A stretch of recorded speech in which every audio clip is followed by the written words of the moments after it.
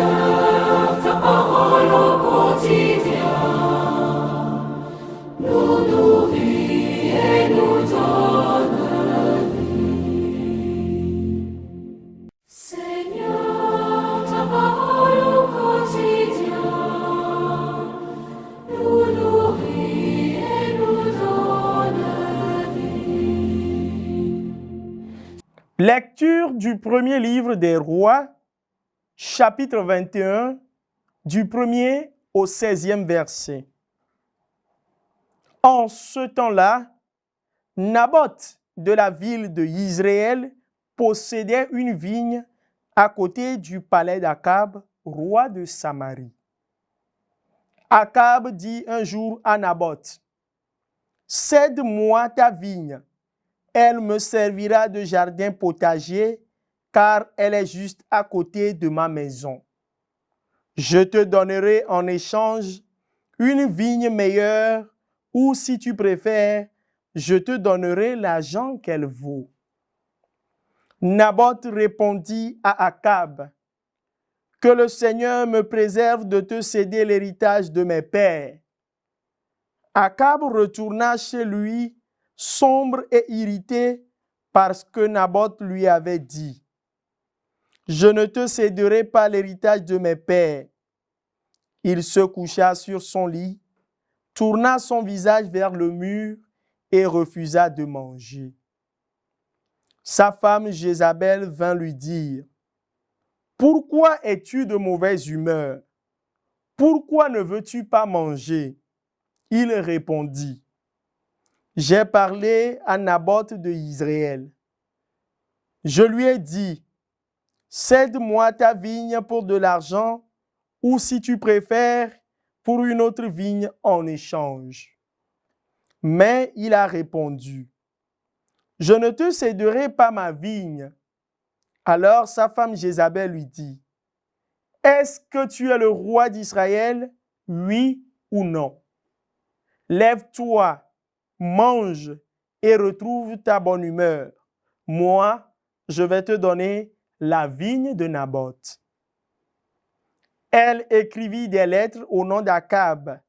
Elle les scella du sceau royal et elle les adressa aux anciens et aux notables de la ville où habitait Naboth. Elle avait écrit dans ses lettres, « Proclamez un jeûne, faites comparaître Naboth devant le peuple. Placez en face de lui 2 vauriens qui témoigneront contre lui. Tu as maudit Dieu et le roi. Ensuite, faites-le sortir de la ville, lapidez-le et qu'il meure. » Les anciens et les notables qui habitaient la ville de Naboth firent ce que Jézabel avait ordonné dans ses lettres. Ils proclamèrent un jeûne et firent comparaître Naboth devant le peuple. Alors arrivèrent les 2 individus qui se placèrent en face de lui et portèrent contre lui ce témoignage. Naboth a maudit Dieu et le roi. On fit sortir Naboth de la ville. On le lapida et il mourut. Puis on envoya dire à Jézabel, « Naboth a été lapidé et il est mort. » Lorsque Jézabel en fut informée, elle dit à Akab, « Va, prends possession de la vigne de ce Naboth qui a refusé de la céder pour de l'argent, car il n'y a plus de Naboth. Il est mort. » Quand Akab apprit que Naboth était mort, il se rendit à la vigne de Naboth et en prit possession. Parole du Seigneur, nous rendons grâce à Dieu. Nous nourrit et nous donne vie. Comprends ma plainte, Seigneur. Comprends ma plainte, Seigneur. Écoute mes paroles, Seigneur. Comprends ma plainte. Entends ma voix qui t'appelle, ô mon roi et mon Dieu. Comprends ma plainte, Seigneur. Tu n'es pas un Dieu ami du mal. Chez toi, le méchant n'est pas reçu. Non, l'insensé ne tient pas devant ton regard. Comprends ma plainte, Seigneur. Tu détestes tous les malfaisants. Tu extermines les menteurs. L'homme de ruse et de sang, le Seigneur le hait. Comprends ma plainte, Seigneur.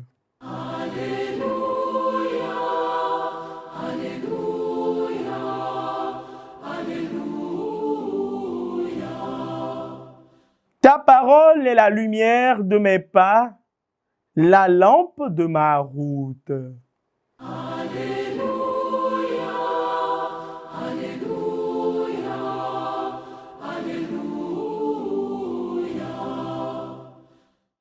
Évangile de Jésus-Christ selon saint Matthieu, chapitre 5, versets 38 à 42.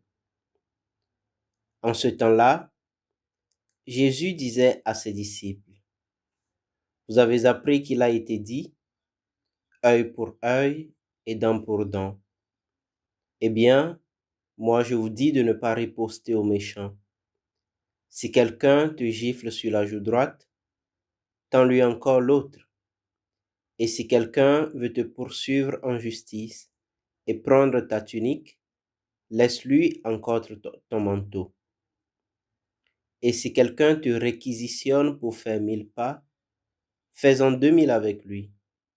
À qui te demande, donne. À qui veut t'emprunter, ne tourne pas le dos. » Acclamons la parole de Dieu.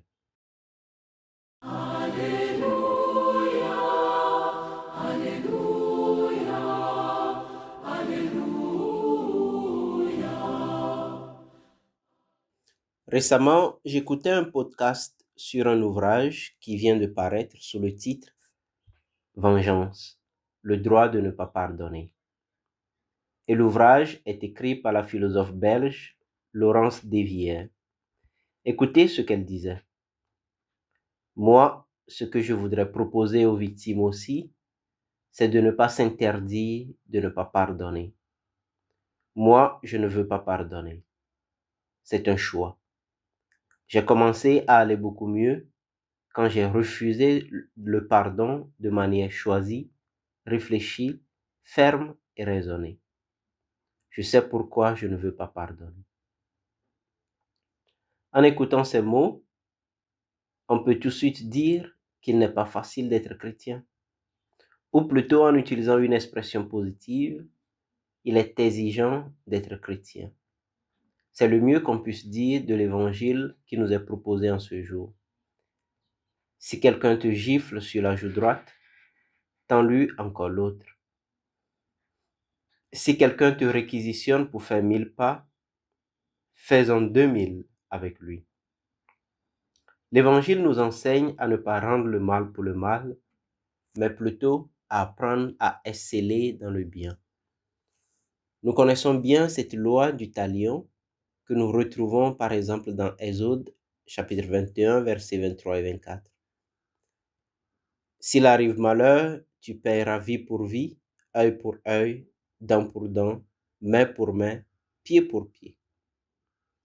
Les hommes de l'Ancien Testament ont copié cette mesure du Code d'Hammurabi pour établir une justice de stricte réciprocité et éviter que la vengeance ne soit exagérée. Parce qu'il arrivait pour plusieurs de se rendre justice et de se venger au-delà de la peine qui leur a été infligée. L'exemple le plus frappant dans l'Ancien Testament est celui de Lamech en Genèse chapitre 4, versets 23 et 24. Lamech dit à ses femmes, « Ada et Sila, entendez ma voix, épouse de Lamech, écoutez ma parole. Pour une blessure, j'ai tué un homme. Pour une meurtrissure, un enfant. Caïn sera vengé cette fois, et Lamech 77 fois. » On comprend donc que la loi du talion, avec sa réciprocité de vengeance, est déjà un exploit par rapport à l'idée de vengeance de Lamech. Malgré cet exploit, Jésus nous dit, à nous qui sommes ses disciples, de ne pas nous venger du tout.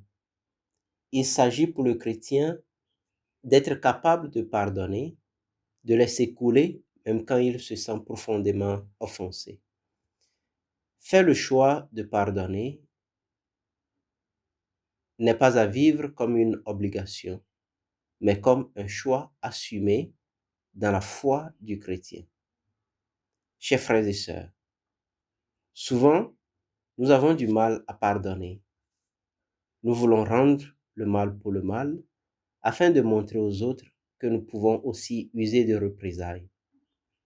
Il y a plusieurs d'entre nous qui ont leur cœur rempli d'idées de vengeance envers d'autres. Certains d'entre nous souffrent de maladies qui viennent du fait qu'ils se disent incapables de laisser couler des offenses et de pardonner. Le Seigneur veut nous libérer de ce fardeau en nous enseignant à ne pas rendre le mal pour le mal et en nous apprenant à exceller dans le bien. S'il nous arrive de manquer de force pour pardonner, prions comme Jésus à la croix. Père, pardonne-leur, car ils ne savent pas ce qu'ils font. Luc chapitre 23, verset 34. Ou encore comme Étienne. Seigneur, ne leur compte pas ce péché. Actes chapitre 7, verset 60. Seigneur,